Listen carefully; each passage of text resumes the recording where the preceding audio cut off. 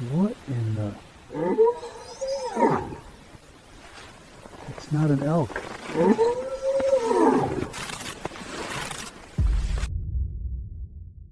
Le matin de septembre se leva, glacial, sur les montagnes de San Juan, et Andrew Fallingstar, assis dans la cabine de son pick-up, regardait le givre fondre sur le pare-brise en de lents ruisseaux sinueux. Il s'était garé au départ du sentier 1 heure avant l'aube, voulant être en position avant que les wapitis ne commencent à se déplacer.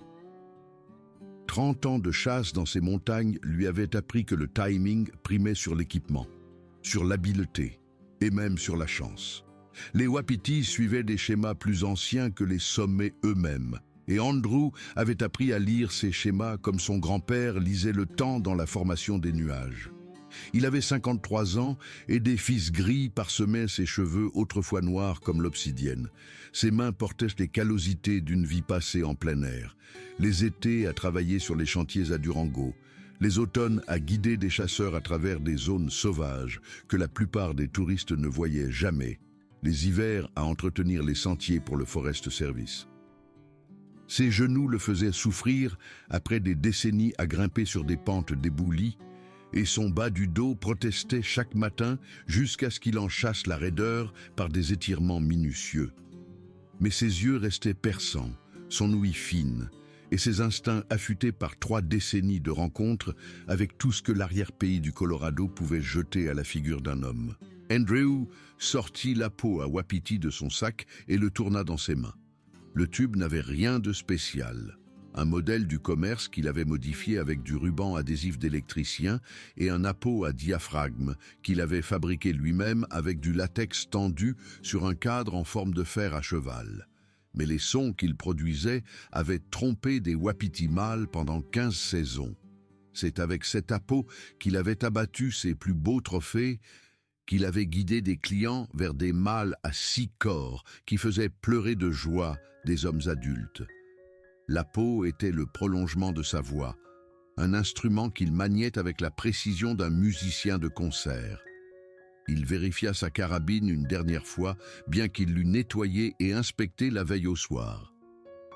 La .300 Winchester Magnum était plus vieille que son mariage, un cadeau de son père pour ses 21 ans. Le bronzage était usé sur les bords. La crosse portait les rayures d'un millier de kilomètres de pérégrination en montagne, mais la culasse restait fluide et le canon précis.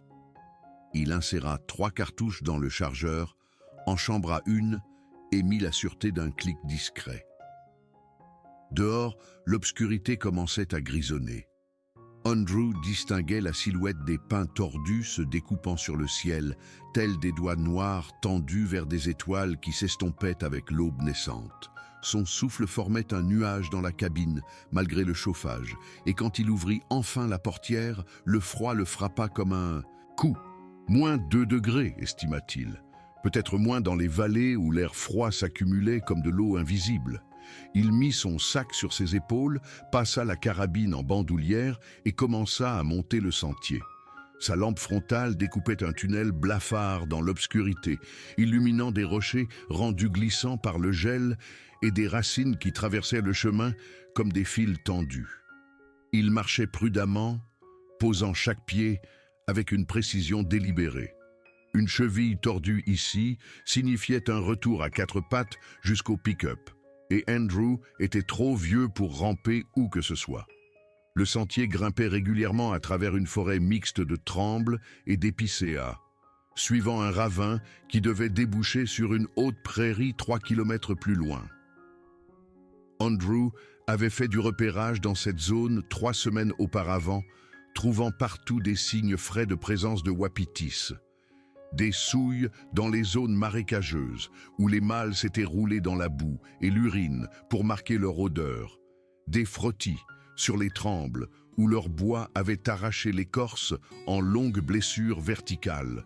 Des traces de la taille d'assiette profondément enfoncée dans la terre meuble. Un grand troupeau utilisait ce ravin, il en était certain. Ce dont il n'était pas certain, c'était de savoir si autre chose l'utilisait aussi. Il avait remarqué quelque chose d'étrange lors de ce repérage. un détail qui le tourmentait depuis. Près de la prairie supérieure, il avait trouvé une empreinte dans la boue à côté d'une petite source. À première vue, elle ressemblait à une trace d'ours, allongée, avec des marques de doigts distinctes.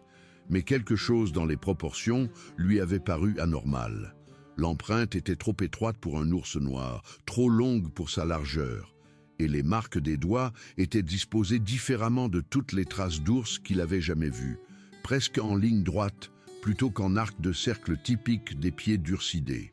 Il avait photographié l'empreinte avec son téléphone, avec l'intention de la montrer à son ami Marcus, qui travaillait pour le Colorado Parks and Wildlife. Mais lorsqu'il avait regardé l'image plus tard dans la soirée, l'éclairage était mauvais, les détails flous, juste une vague dépression dans la boue qui aurait pu être n'importe quoi. Il avait supprimé la photo et s'était dit qu'il s'était trompé. Les ours laissaient parfois des empreintes inhabituelles, surtout lorsqu'ils se déplaçaient sous des angles bizarres ou lorsque le sol était particulièrement mou. Mais le souvenir persistait, refaisant surface maintenant alors qu'il grimpait dans l'obscurité vers cette même prairie. Le ciel s'éclaircit par degrés, passant du noir au violet, puis au gris pâle de l'aube. Andrew éteignit sa lampe frontale et laissa ses yeux s'habituer. La forêt autour de lui se résolut en arbres distincts, en texture d'écorce et d'ombre. Il entendait maintenant le ruisseau qui coulait quelque part sur sa gauche, sa voix un murmure constant sous le silence. C'est ce qui le frappa en premier, le silence. Les matins de septembre dans les San Juans résonnaient habituellement du chant des oiseaux, les jets de Steller annonçant les intrus, les citelles sondant l'écorce à la recherche d'insectes, le cri occasionnel d'une buse à queue rousse planant sur les courants thermiques au-dessus de la ligne de crête. Mais ce matin, les seuls sons étaient ceux du ruisseau et de la propre respiration d'Andrew. Aucun oiseau ne chantait. Aucun écureuil ne jacassait dans les branches au-dessus de sa tête. Il s'arrêta de marcher et resta immobile sur le sentier à l'écoute. Le silence pesait sur ses tympans comme une présence physique. Il avait déjà connu des matins calmes, bien sûr. Les vagues de froid pouvaient pousser les oiseaux à s'abriter et les ciels couverts atténuaient parfois le cœur de l'aube. Mais celui-ci était différent. Il semblait délibéré. Andrew secoua la tête pour chasser cette sensation et reprit sa marche. Il était stupide de laisser un matin calme et une empreinte ambiguë nourrir une angoisse primitive qui n'avait pas sa place dans une pensée rationnelle. Il parcourait ces montagnes depuis son adolescence. Il connaissait chaque créature qui y vivait, chaque plante, chaque formation rocheuse. Il n'y avait rien dans les San Juans qui puisse réellement menacer un homme préparé, armé d'une carabine et fort de 30 ans d'expérience. Il se répétait cela, mais sa main trouva tout de même la crosse de sa carabine, ses doigts se refermant sur le contour familier du noyer usé. Le sentier quitta les arbres à 2100 mètres d'altitude, débouchant sur un replat qui surplombait le ravin en contrebas. Andrew s'arrêta là pour reprendre son souffle et scruter les pentes avec ses jumelles. La prairie vers laquelle il se dirigeait se trouvait à environ 1 kilomètre, un amphithéâtre naturel d'herbes et de saules niché entre des crêtes boisées. Dans la lumière grandissante, il pouvait voir des parcelles de trembles dorées disséminées parmi les sombres épicéas, leurs feuilles commençant tout juste à jaunir. Septembre dans les Rocheuses peignait les montagnes de couleurs qui semblaient trop vives pour être réelles. Il repéra un mouvement près de la lisière des arbres au loin, une femelle wapiti et son petit broutant au bord de la prairie. À travers les jumelles, il pouvait voir la vapeur de leur souffle dans l'air froid, leurs oreilles pivotant constamment à l'affût du danger. La femelle était détendue, sa queue pendait librement, aucune tache blanche n'était visible sur sa croupe. C'était bon signe. Cela signifiait que rien n'avait effrayé le troupeau récemment. Andrew continua de grimper, obliquant maintenant vers un affleurement rocheux qui lui offrirait une vue imprenable sur la prairie, tout en le gardant sous le vent de l'endroit où il s'attendait à trouver les wapitis. Son plan était simple, atteindre les rochers avant le plein jour, s'installer et commencer à appeler dès que le soleil franchirait la crête est. Si un mâle s'occupait de ce troupeau, et les indices suggérèrent la présence d'un grand spécimen, il viendrait enquêter sur le défi lancé par un autre mâle. L'affleurement se révéla plus difficile à atteindre que dans son souvenir. Une section du sentier avait été emportée par les pluies d'été, le forçant à grimper sur une pente d'éboulis instable qui se dérobait dangereusement sous ses bottes.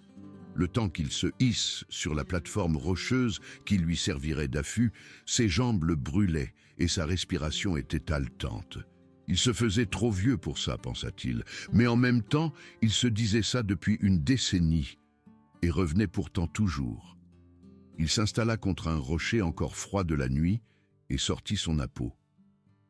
Le ciel était passé du gris à un or pâle et les premiers rayons de soleil touchaient les sommets à l'ouest. En contrebas, la prairie s'étendait comme un tapis vert, ses herbes lourdes de rosée qui scintillaient à la lumière naissante. La femelle et son petit avaient été rejoints par d'autres. Andrew comptait maintenant 7 animaux, toutes des femelles et des jeunes. Pas de mâles visibles, mais cela ne voulait rien dire. Les mâles se couchaient souvent dans les bois épais pendant la journée, n'en sortant qu'au crépuscule et à l'aube pour s'occuper de leur harem. Andrew porta la peau à ses lèvres et souffla. Le son qui en sortit était un mélange de cris et de sifflements. Le brame de défi d'un wapiti mâle en rue, un son conçu pour porter à travers les vallées montagneuses et annoncer sa dominance à tout mâle à portée de voix. Andrew avait pratiqué cet appel pendant tant d'années, qu'il était devenu automatique, son diaphragme, son souffle, et le tube travaillant de concert pour produire quelque chose qui ressemblait presque parfaitement à l'original. L'écho rebondit sur les crêtes environnantes et s'évanouit dans le silence. Il attendit, comptant lentement jusqu'à 60 dans sa tête. Les femelles dans la prairie avaient relevé la tête à son appel, les oreilles dressées, mais elles n'avaient pas pris peur. Bien, cela signifiait qu'elles étaient habituées à entendre des mâles dans la région. Andrew appela de nouveau, ajoutant une série de grognements à la fin, la vocalisation gloussante que font les mâles lorsqu'ils s'occupent des femelles. C'était une touche subtile, mais qui déclenchait souvent une réponse des mâles dominants qui ne toléraient pas l'idée qu'un autre mâle s'approche de leur troupeau. Le silence lui répondit. Puis, depuis les bois de l'autre côté de la prairie, un autre brame retentit. Le rythme cardiaque d'Andrew s'accéléra. L'appel était parfait, la même durée que le sien, la même hauteur, les mêmes grognements finaux. Un grand mâle au son de sa voix, et proche, peut-être à 200 mètres dans les arbres. Il attendit que l'animal se montre, mais la lisière des arbres resta immobile. Seules les femelles bougeaient, certaines se dirigeant vers la source de l'appel, avec l'intérêt désinvolte de celles qui évaluent un partenaire potentiel. Andrew appela de nouveau, mettant plus d'agressivité dans le son. Il voulait que le mâle pense qu'un rival empiétait sur son territoire, contestant son droit de se reproduire. Un mâle dominant ne tolérerait pas ça. Il sortirait pour enquêter, pour parader, pour se battre si nécessaire. La réponse vint plus vite cette fois. Le brame depuis les bois correspondait au sien, note pour note, incluant même la légère fêlure au milieu, là où le diaphragme d'Andrew se bloquait parfois. La ressemblance était troublante, pas seulement similaire mais identique, comme si quelqu'un avait enregistré son appel et le lui repassait. Andrew abaissa son appôt et fronça les sourcils. Il avait déjà entendu des mâles qui semblaient s'imiter, leurs appels se chevauchant dans la vallée jusqu'à ce qu'il devienne difficile de les distinguer. Mais c'était différent. Cela ressemblait à une moquerie. Il scruta la lisière des arbres avec ses jumelles, à la recherche du moindre mouvement. Les épicéas se dressaient, sombres et immobiles, leurs branches s'entrelaçant en un mur qui ne révélait rien. Il pouvait voir où les pistes de gibier pénétraient dans les bois, l'herbe foulée par des années de passage des wapitis, mais aucun animal n'en sortait. Quelque chose bougea dans sa vision périphérique. Andrew tourna les jumelles vers la gauche et aperçut un mouvement au plus profond des arbres, quelque chose de grand, de vertical, qui se déplaçait entre les troncs avec une démarche étrange et chaloupée. La forme fut visible pendant peut-être 2 secondes avant de disparaître derrière un rideau de branches. Sa première pensée fut qu'un autre chasseur était entré dans la zone. Un idiot en vêtements sombres, marchant debout à travers les bois, se demandant probablement qui faisait tout ce bruit. Mais la silhouette ne correspondait pas à celle d'un homme, trop grande, trop large d'épaules. Et la démarche ne ressemblait à aucun mouvement humain qu'Andrew ait jamais vu, le corps se balançant d'un côté à l'autre plutôt que de sautiller de haut en bas. Il garda les jumelles pointées sur l'endroit où la forme avait disparu, attendant qu'elle réapparaisse. Les minutes passèrent. Rien ne bougeait, sauf les femelles, qui avaient repris leur broutage, comme si les appels n'avaient jamais eu lieu. Andrew secoua la tête et baissa les jumelles. Un jeu de lumière et d'ombre, très probablement. Ou un ours, se dressant brièvement pour avoir une meilleure vue avant de retomber à 4 pattes et de s'éloigner. Les ours noirs étaient courants dans ces montagnes et ils pouvaient avoir une apparence étonnamment humaine lorsqu'ils se dressaient sur leurs pattes arrière. Il décida de tenter une dernière série d'appels avant de changer de position. Parfois, les mâles avaient besoin d'être amadoués, d'entendre le défi répété avant que leurs instincts territoriaux ne l'emportent sur leur prudence. Il leva la peau et souffla. La réponse vint d'une direction différente. Le sang d'Andrew se glaça. L'appel qui lui répondait maintenant venait de derrière, des bois sur la pente au-dessus de sa position. Exactement le même brame, la même hauteur, les mêmes grognements finaux. Mais le mâle qui l'appelait était devant lui, de l'autre côté de la prairie. C'était autre chose. Il se retourna brusquement, levant instinctivement la carabine. La pente derrière l'affleurement montait abruptement à travers des bois clairsemés, les arbres s'espaçant avec l'altitude. Rien ne bougeait parmi eux, aucune forme ne se détachait des ombres, juste des arbres, des rochers et le ciel matinal pâle, visible à travers les trouées de la canopée. L'appel retentit de nouveau, plus proche maintenant, assez proche pour qu'il aurait dû pouvoir voir l'animal qui le produisait. Mais la pente restait vide. Les mains d'Andrew s'étaient mises à trembler. Il épaula la carabine et balaya la zone à travers la lunette, le réticule dérivant sur les troncs d'arbres et les sous-bois. Son cœur martelait ses côtes et sa respiration était devenue courte et rapide.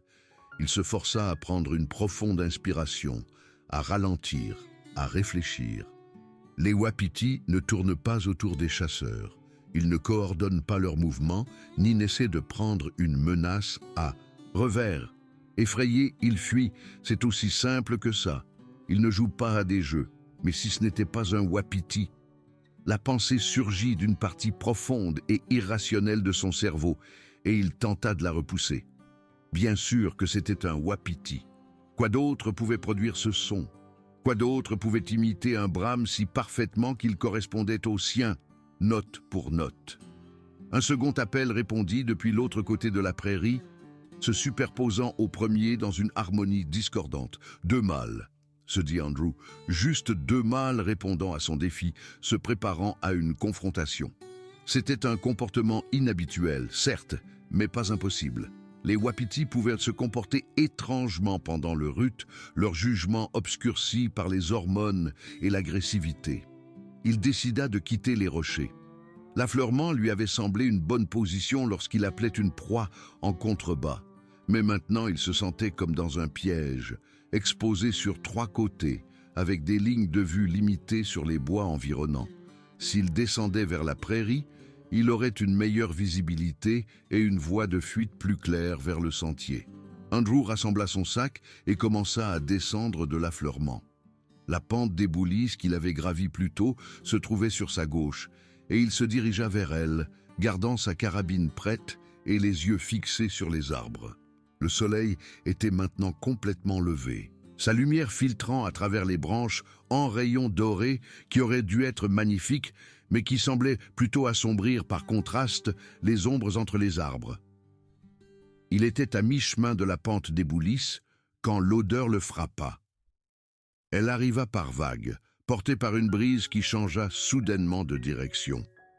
L'odeur était épaisse, organique, totalement différente de tout ce qu'Andrew avait rencontré en 3 décennies de chasse.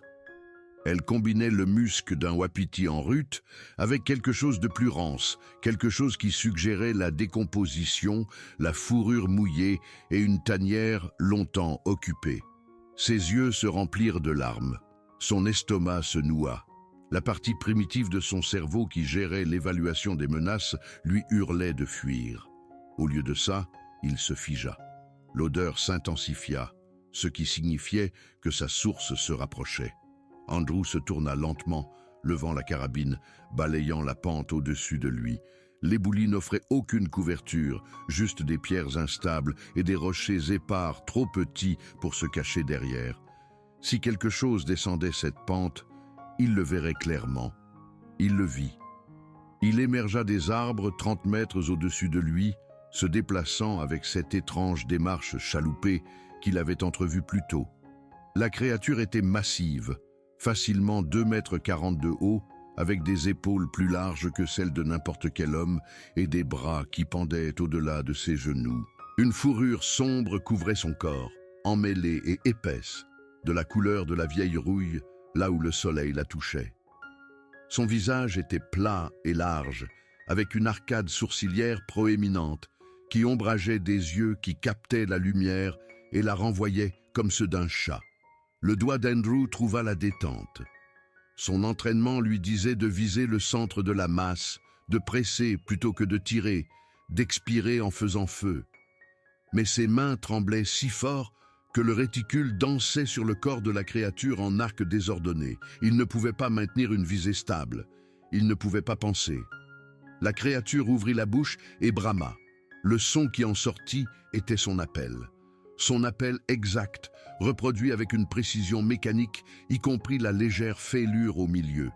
Les lèvres de la créature se retroussèrent sur des dents plates et jaunes, et le son jaillit d'une gorge qui n'aurait pas dû être capable de le produire. Andrew tira. Le coup partit trop haut, effleurant des branches à 6 mètres à droite de la créature. Le recul le déséquilibra sur l'éboulis instable et il tituba, manquant de tomber. Il réarma et leva de nouveau la carabine. Mais la créature était déjà en mouvement. Elle ne chargea pas droit vers le bas de la pente. Au lieu de ça, elle traversa l'éboulis en diagonale avec une vitesse impossible, ses longues jambes couvrant le terrain à grandes enjambées qui dévoraient la distance entre eux. Les pierres roulaient et s'entrechoquaient sous son poids, et son odeur emplit le nez et la bouche d'Andrew, l'étouffant. Il tira de nouveau, vit la créature tressaillir, vit la fourrure sombre s'écarter et quelque chose d'humide briller en dessous. Mais le tir ne la ralentit pas. La créature hurla. Pas un brame cette fois, mais quelque chose de brut et de furieux qui sembla faire trembler l'air lui-même et se lança vers lui. Andrew se tourna pour fuir. Son pied se prit dans une pierre et il tomba lourdement, la carabine lui échappant des mains. Il roula, cherchant une prise sur les pierres instables, et sentit quelque chose de massif heurter sa jambe droite. La douleur fut instantanée et absolue. Il entendit l'os se briser avant de le sentir, un craquement sourd et humide qui sembla incroyablement fort dans le silence de la montagne. Puis la sensation arriva, une vague brûlante qui partit de son genou et irradia jusqu'à ce que toute sa jambe semble consumée par le feu. Il hurla, le son arraché de sa gorge, sans pensée consciente. La créature se tenait au-dessus de lui. De si près, il pouvait voir des détails que son esprit peinait à traiter.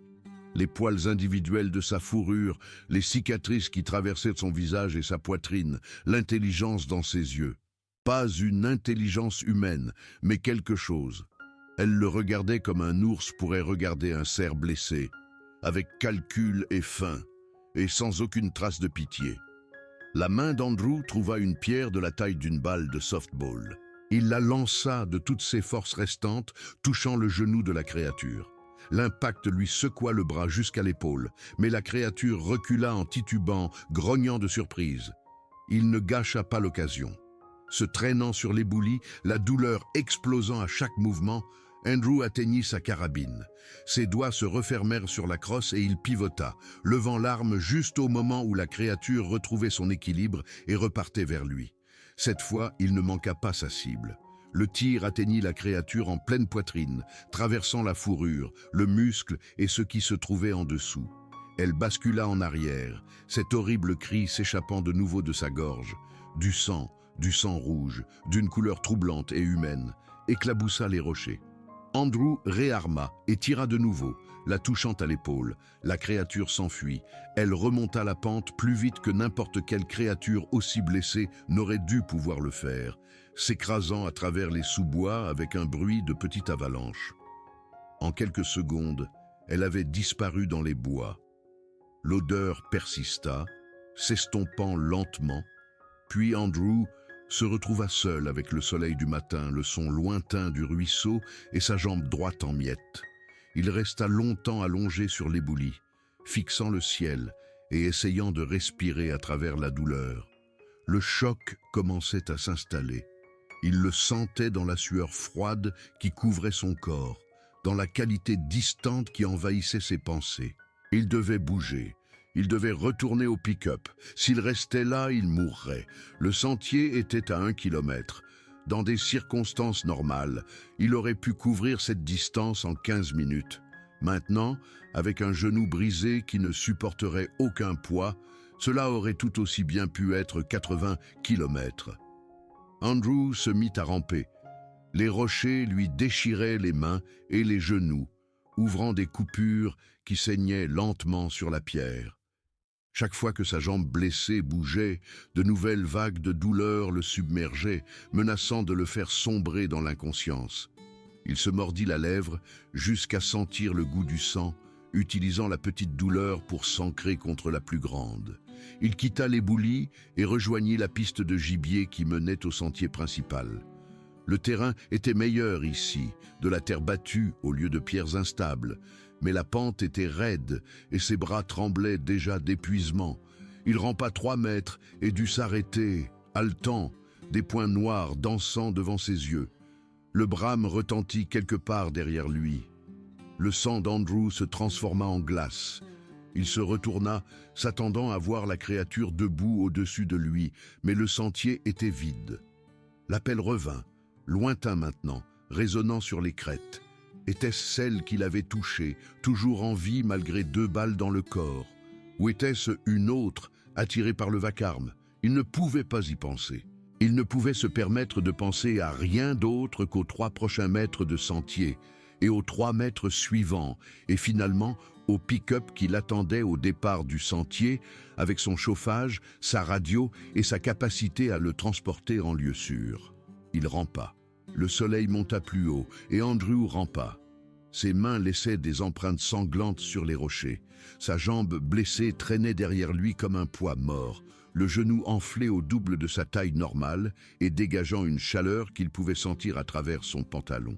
Les mouches le trouvèrent, attiré par le sang, et il n'avait pas l'énergie de les chasser.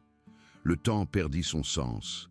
Il existait dans une bulle d'effort et d'agonie, conscient de rien d'autre que de la nécessité d'avancer. Le sentier s'étendait sans fin devant lui, descendant en lacets le long du ravin à travers des bois qui semblaient malveillants dans leur monotonie. Chaque arbre ressemblait au précédent. Chaque formation rocheuse aurait pu être celle qu'il avait dépassée il y a quelques minutes ou quelques heures. Les brames se faisaient entendre périodiquement, toujours de directions différentes, parfois proches, parfois lointains. Andrew cessa de sursauter en les entendant. Il ne se souciait plus de savoir si la créature le suivait. Soit il arriverait au pick-up, soit il n'y arriverait pas. Rien d'autre n'importait. Il atteignit le sentier principal quelque temps après midi, bien qu'il ne le sût que parce que le soleil avait dépassé son zénith et commençait sa descente vers les sommets de l'ouest. Ses bras l'avaient lâché 2 fois pendant la descente finale, et il avait glissé sur des sections de la pente sur le ventre, récoltant des contusions et des éraflures qu'il sentait à peine à travers l'engourdissement qui s'était installé dans son corps. Le pick-up était encore à 1,5 km. La pensée de cette distance donnait à Andrew l'envie de fermer les yeux et de dormir. Mais il savait que s'il dormait, il ne se réveillerait pas. Alors il continua à ramper, se traînant le long du sentier comme un insecte brisé, laissant une traînée de sang dans son sillage. Il entendit le moteur avant de voir le véhicule. Le son était si inattendu qu'au début, il ne le reconnut pas. Puis, un pick-up blanc apparut au détour du virage, et les poumons d'Andrew se remplirent d'assez d'air pour crier à l'aide. Le pick-up s'arrêta.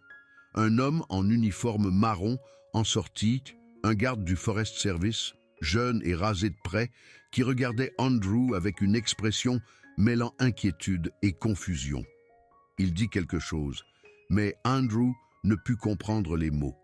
Sa vision était devenue grise sur les bords, et le monde semblait s'éloigner au bout d'un long tunnel.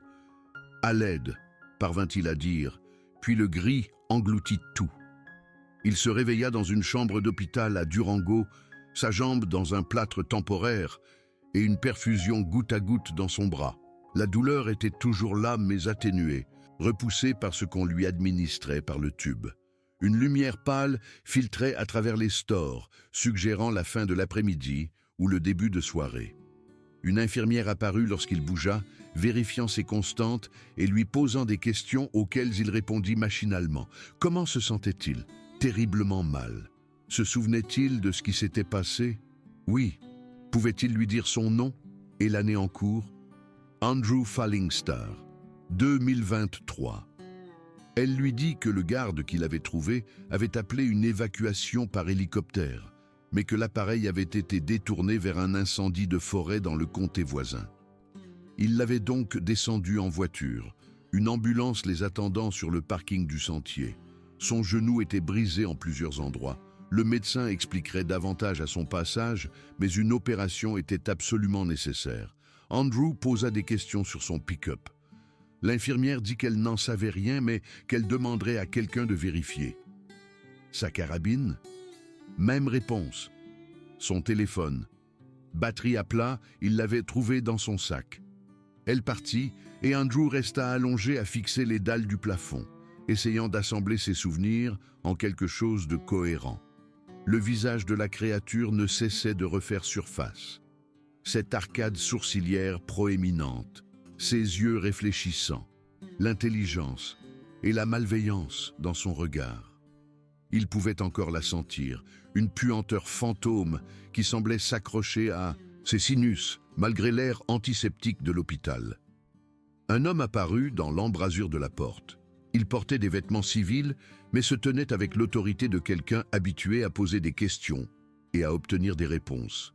La quarantaine, estima Andrew, avec une barbe courte et des yeux qui évaluaient et cataloguaient tout ce qu'il touchait. « Monsieur Falling Star ? Je suis l'inspecteur Warren du bureau du shérif du comté de La Plata. Ça vous dérange si on discute un peu ?» Andrew fit un geste faible vers la chaise à côté de son lit. Warren s'y installa et sortit un petit carnet. « Le garde du Forest Service qui vous a trouvé, Mike Herrera, a rempli un rapport sur votre état. Vous étiez assez gravement blessé, vous avez perdu beaucoup de sang. Vous voulez me raconter ce qui s'est passé là-haut ?» Andrew hésita. Il pensait à cette question depuis son réveil, sachant qu'on la lui poserait, se demandant comment y répondre. S'il disait la vérité, Warren le prendrait pour un fou. Mais s'il mentait, il devrait vivre avec ce mensonge, et la créature serait toujours là, dehors.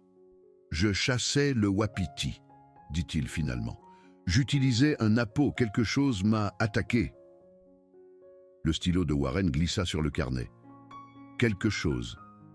Pouvez-vous être plus précis? » « J'ai d'abord cru que c'était un ours, mais ce n'en était pas un. » « Qu'est-ce que c'était alors ?» Andrew ferma les yeux. Le visage de la créature était là, l'attendant. « Je ne sais pas. C'était grand. 2,40 m, peut-être plus. Ça marchait sur 2 jambes, couvert de fourrure sombre. » Il entendit le stylo de Warren s'arrêter. Quand il rouvrit les yeux, l'inspecteur le regardait avec une expression qu'Andrew ne parvenait pas tout à fait à déchiffrer. « Monsieur Falling Star, je dois vous demander, avez-vous consommé de l'alcool ou d'autres substances avant d'aller chasser hier ?»« Non, rien. » « Des antécédents de problèmes psychologiques, hallucinations, Délire, ce genre de choses? Non, je sais ce que j'ai vu.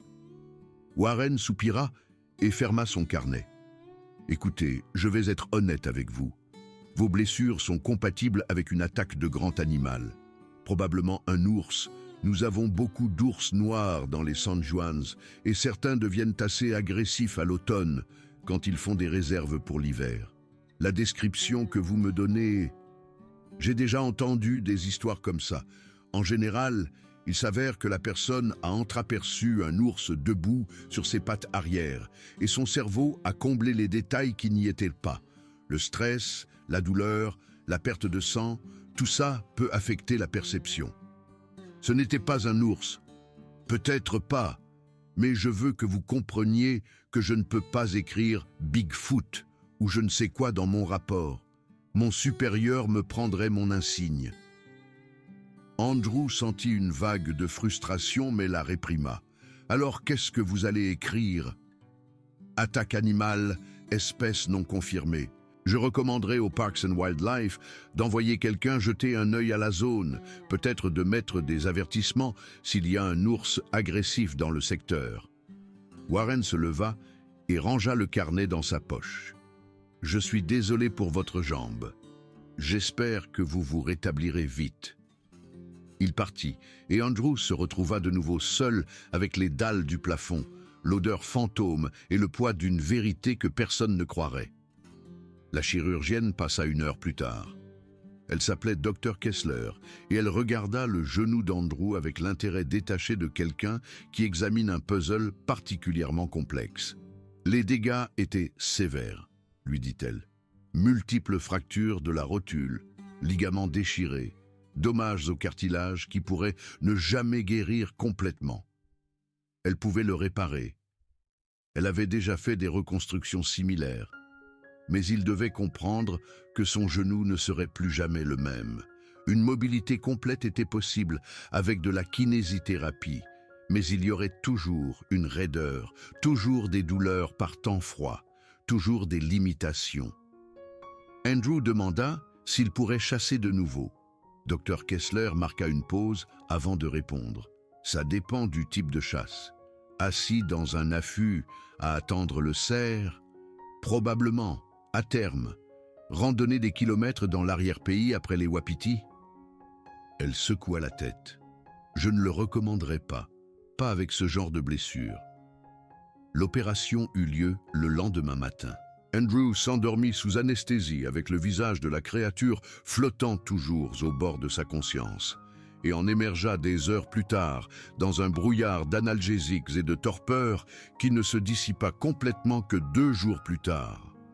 Quand ce fut le cas, il se retrouva dans une autre chambre, sa jambe surélevée dans une attelle compliquée, un kinésithérapeute lui expliquant les exercices qu'il devrait commencer immédiatement. Son pick-up avait été récupéré au départ du sentier.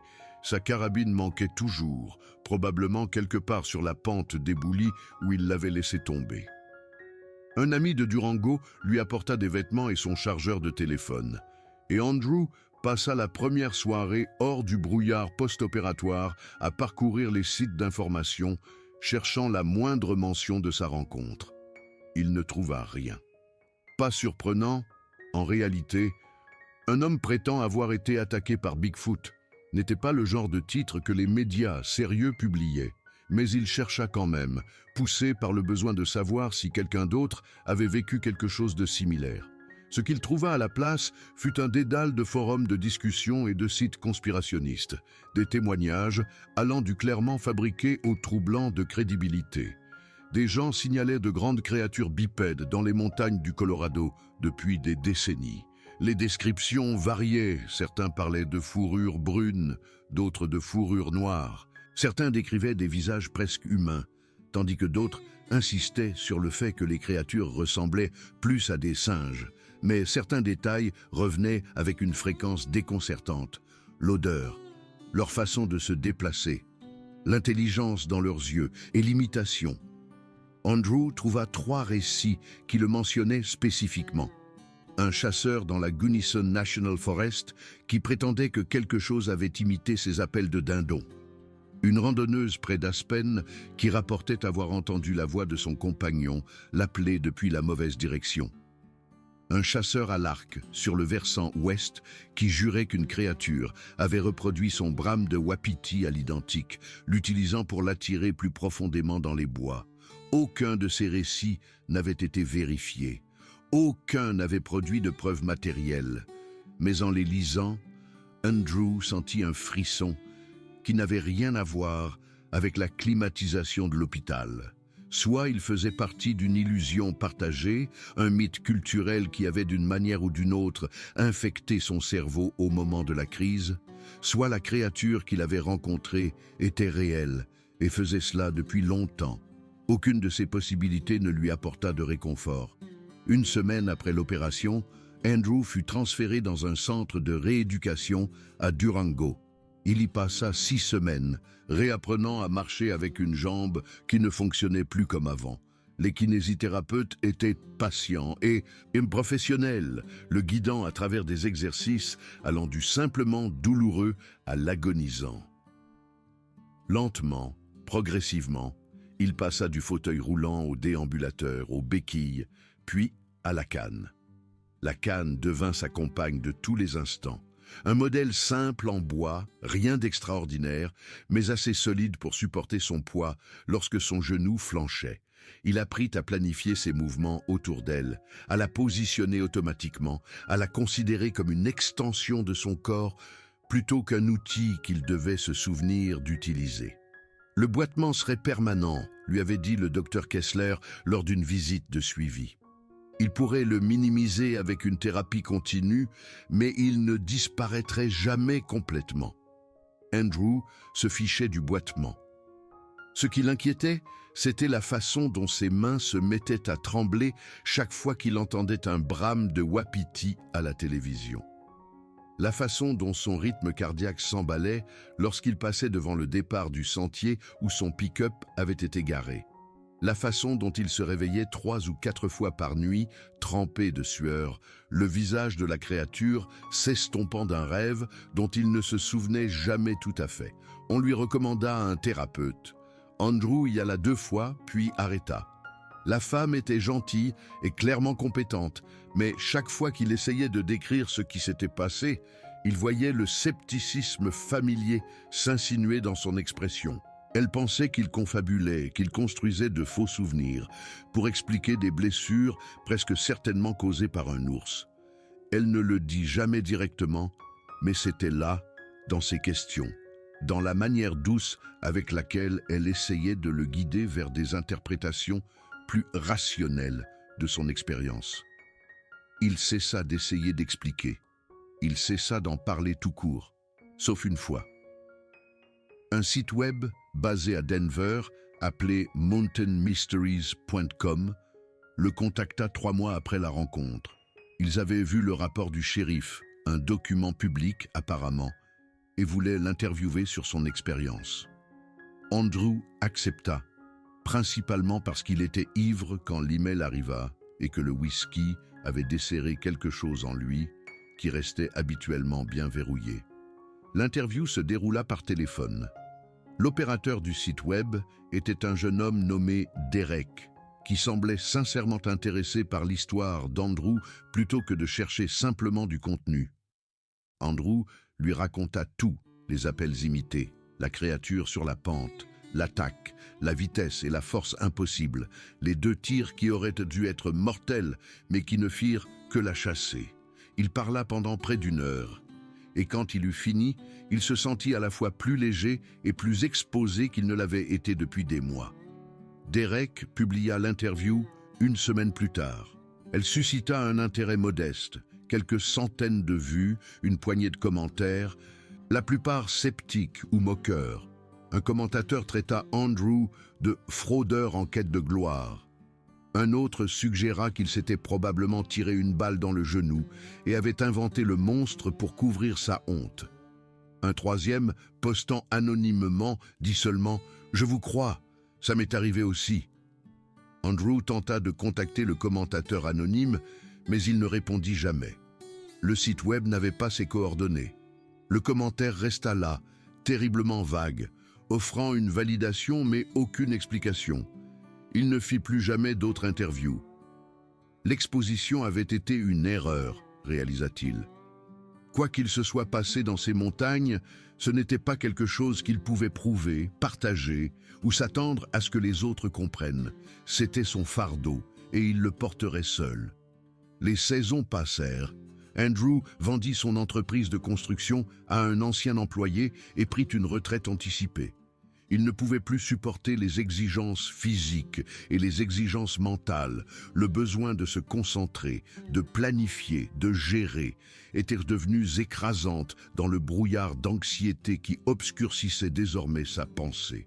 Il utilisa les bénéfices pour rembourser sa modeste maison à Durango et investir suffisamment pour couvrir ses dépenses s'il vivait simplement.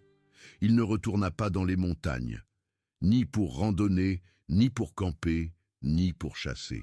La pensée de se retrouver à nouveau dans les bois, d'entendre des sons qu'il ne pouvait pas identifier immédiatement, de sentir quoi que ce soit qui déclenche ses souvenirs enfouis, cela lui serrait la poitrine et faisait trembler ses mains. Il avait toujours été un homme de plein air, quelqu'un qui mesurait sa vie en kilomètres parcourus et en couchers de soleil observés depuis les hauteurs.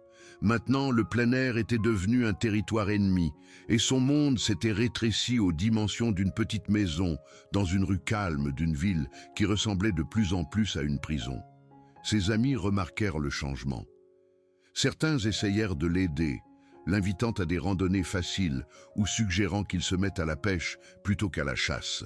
Andrew déclina chaque invitation. Ceux qui le connaissaient depuis longtemps finirent par cesser de demander. Ceux qui le connaissaient moins bien s'éloignèrent complètement. Son monde se rétrécit encore, jusqu'à se composer principalement de sa maison, de sa télévision et du magasin d'alcool à 3 rues de là. Les cauchemars continuaient. Certaines nuits, il était de retour sur la pente d'éboulis, rampant vers un pick-up qui ne se rapprochait jamais, tandis que la créature le suivait depuis les arbres. D'autres nuits, il était dans la prairie, regardant les femelles brouter, attendant un son qui ne venait jamais, mais sachant avec une terrible certitude qu'il viendrait finalement.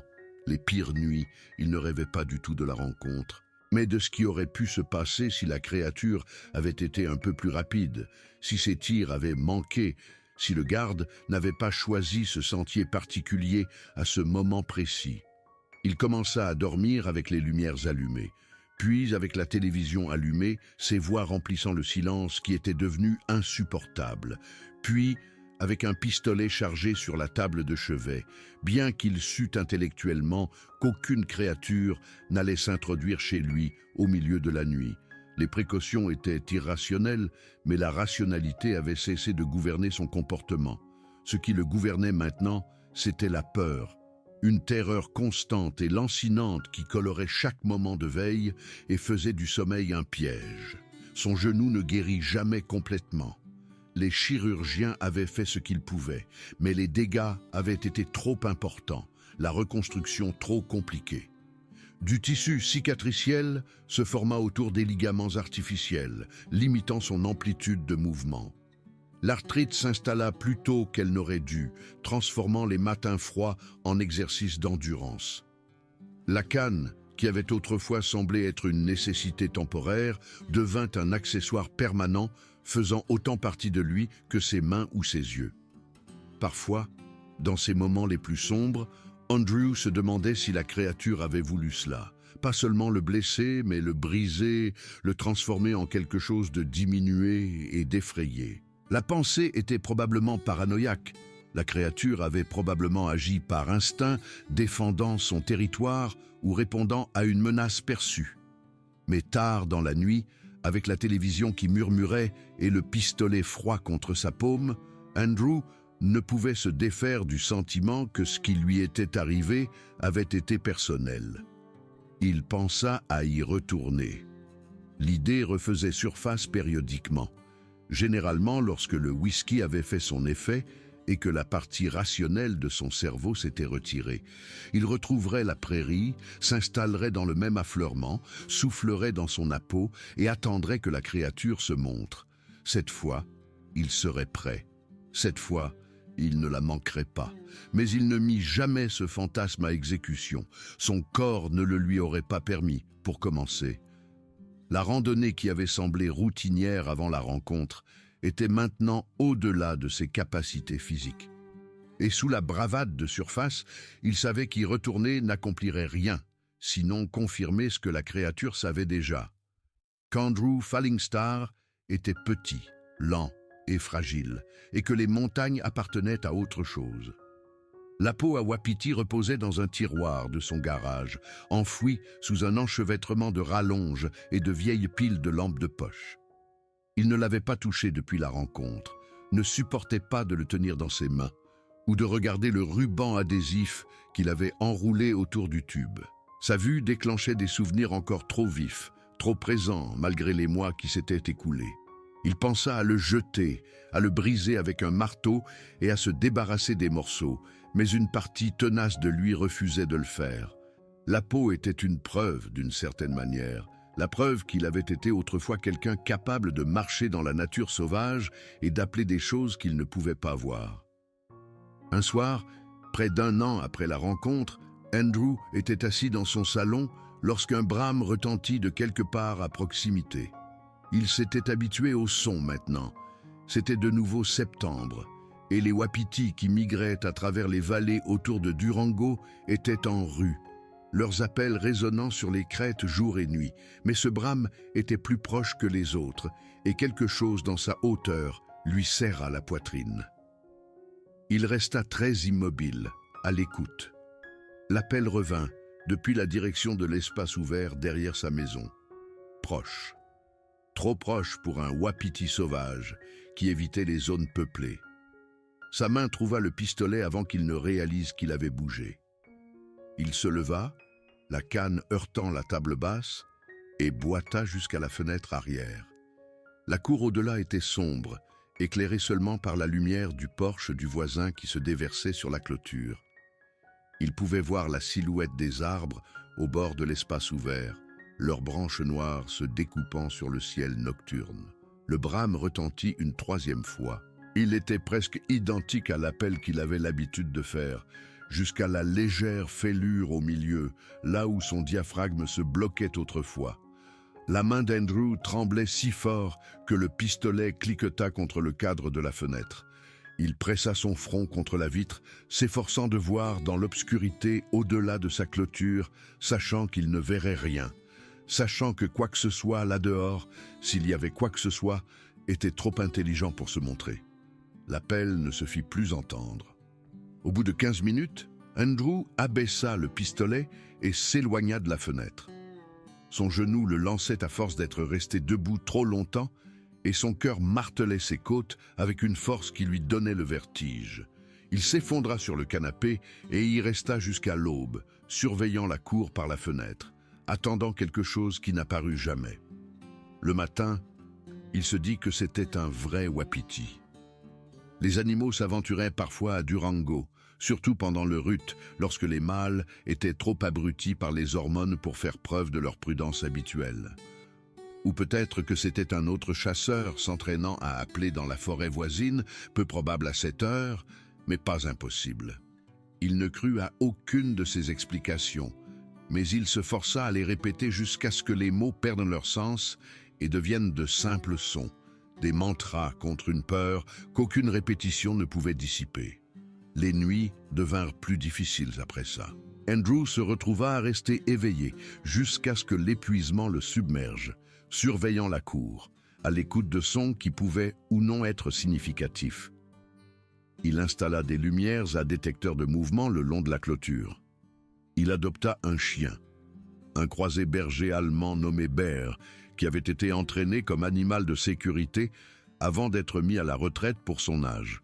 Bear dormait au pied de son lit et grognait au bruit de la nuit, ce qui aurait dû être rassurant mais rendait Andrew encore plus anxieux, se demandant à quoi le chien réagissait. Il n'entendit plus jamais le brame. Progressivement, au fil des mois qui se fondirent les uns dans les autres, la terreur aiguë s'estompa pour devenir quelque chose de plus gérable, un bourdonnement de fond chronique de malaise avec lequel il apprit à vivre comme les gens apprennent à vivre avec une douleur chronique. Le monde ne semblait plus sûr, mais il semblait vivable, et cela devait suffire. 2 ans après la rencontre, la sœur d'Andrew appela pour lui annoncer que leur père était mort. Le vieil homme déclinait depuis des années, glissant progressivement dans une démence qui avait effacé tout ce qu'il avait été. Andrew prit l'avion pour Phoenix, pour les funérailles, laissant Bear à un voisin et le pistolet enfermé dans un coffre-fort qu'il vérifia 3 fois avant de se rendre à l'aéroport. La cérémonie fut simple, juste la famille et quelques amis restants de son père. Andrew se tint près de la tombe et écouta le pasteur parler de paix, de retrouvailles et de la promesse de quelque chose au-delà de cette vie. Il pensa aux montagnes où il avait appris à chasser, suivant son père sur des sentiers qui semblaient grimper sans fin dans le ciel bleu. Il pensa aux wapitis qu'ils avaient abattus ensemble, aux matins froids et aux feux chaleureux, et au sentiment de faire partie de quelque chose d'ancien et de nécessaire. Ces souvenirs semblaient maintenant appartenir à quelqu'un d'autre. L'homme qui les avait créés avait disparu, effacé aussi sûrement que les souvenirs de son père avaient été effacés, ne laissant derrière lui qu'une coquille qui marchait avec une canne et sursautait au bruit de la nuit. Sa sœur remarqua le changement en lui. Au dîner après les funérailles, elle lui demanda s'il allait bien, si quelque chose s'était passé qu'elle devrait savoir. Andrew lui parle de sa blessure au genou. « Accident de chasse », dit-il, omettant les détails de sa retraite anticipée et de la difficulté à s'adapter à une vie plus calme. Elle hocha la tête et exprima sa sympathie, mais il pouvait voir l'inquiétude dans ses yeux, le sentiment que quelque chose de plus grave n'allait pas que ce qu'il était prêt à admettre. Il faillit tout lui dire. Les mots montèrent au bord de ses lèvres, une confession qui aurait tout déversé. La créature, l'imitation, les 2 années de peur et d'isolement. Mais il les ravala au dernier moment, les faisant redescendre avec une gorgée de vin qui n'avait aucun goût. Qu'est-ce que ça changerait de lui dire? Elle le prendrait pour un fou ou elle le croirait, et les 2 issues semblaient pires que le silence. Il retourna à Durango le lendemain, récupéra Bear chez le voisin, déverrouilla le coffre-fort, vérifia le pistolet et s'assit dans son salon à surveiller la cour jusqu'au lever du soleil. La routine était devenue automatique, faisant autant partie de lui que le boitement, la canne et la façon dont ses mains tremblaient quand il entendait des sons qu'il ne pouvait pas identifier. 3 ans passèrent. 4. Le monde d'Andrew resta petit et prudent, délimité par les murs de sa maison et les limites de son genou abîmé. Il lisait des livres, regardait la télévision et emmenait Bear pour des promenades prudentes dans le quartier, restant toujours dans les rues bien éclairées, rentrant toujours avant la nuit. Il vit un nouveau thérapeute, spécialisé dans les traumatismes, et apprit des techniques pour gérer l'anxiété qui le saisissait encore à certains moments. Exercices de respiration, pratiques d'ancrage, le catalogage délibéré des détails sensoriels pour s'ancrer dans le présent. La créature s'estompa dans sa mémoire comme toute chose, pas disparue, jamais disparue, mais se retirant à l'arrière-plan de sa conscience, devenant moins vive, moins immédiate, plus comme une histoire qu'il avait entendue qu'une expérience qu'il avait vécue. Certains jours, il se persuadait presque que Warren et la thérapeute avaient eu raison, que ce qu'il avait vu était un ours déformé par le stress et la douleur, que l'imitation était son propre esprit lui jouant des tours dans un moment de crise. Puis, les rêves revenaient et il se réveillait en sentant cette odeur, et le visage de la créature était là, attendant derrière ses paupières, et il savait avec une certitude absolue que c'était réel. Il ne toucha plus jamais la peau à Wapiti. Il resta dans le tiroir du garage, enfoui sous son enchevêtrement de câbles et de piles intacts et intouchables.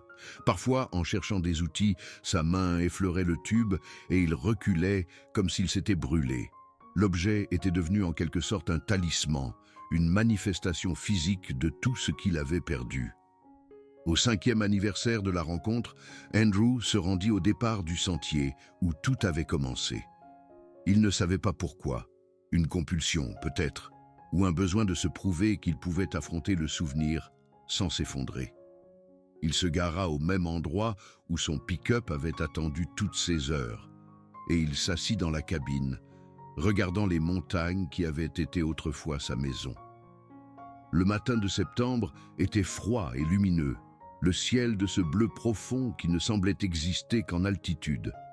Les trembles brillaient d'or sur les pentes, et quelque part au loin, un wapiti brama, un vrai wapiti, se dit-il, appelant les femelles dans une prairie qu'il ne pouvait pas voir. Le son lui serrait toujours la poitrine, mais la panique qui l'accompagnait autrefois était maintenant atténuée, gérable.